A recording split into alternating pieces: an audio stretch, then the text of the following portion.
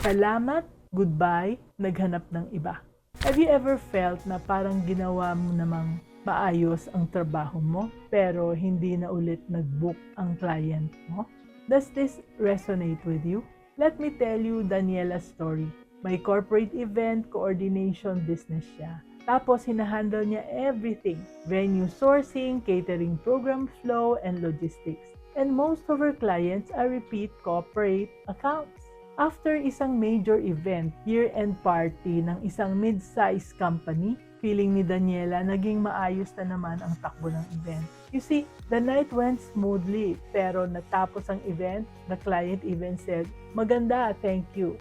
Naturally, si Daniela expected another booking, maybe a summer outing or a team building event. Pero dumaan ang mga buwan at walang follow-up. Later, someone she knew casually mentioned that the same company had already hired a different event coordinator for their next event. Nagtaka si Daniela, maayos naman ang event, wala namang reklamo, so anong nangyari?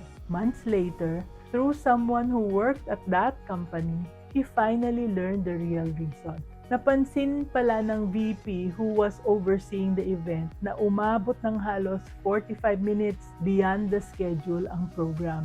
Hindi niya to na-mention kahit na kanino during or after the event. Dahil, as he put it, ayoko itong gawing issue.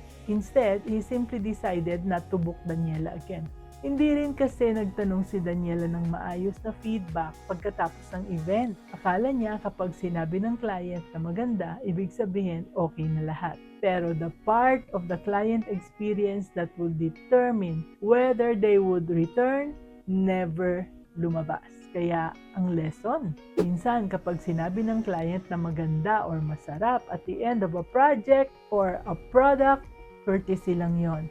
Kaya if you don't ask the right questions after every job, you may never know why the clients did not come back.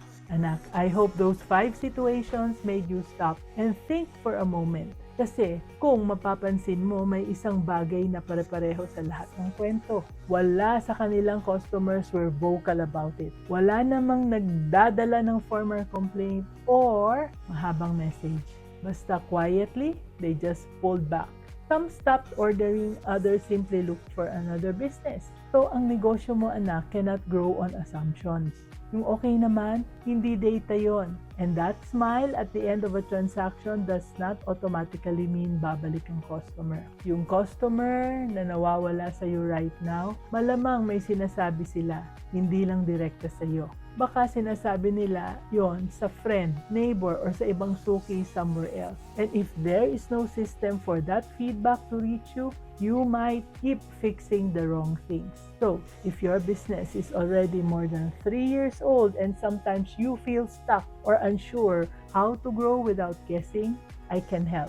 Kung gusto mo ng personal guidance from me, you can start with a free clarity call with my team. Grow your business without guesswork or overwhelm. Book your free clarity call. The link is in the comment section. And let's be business-minded, Pinoy.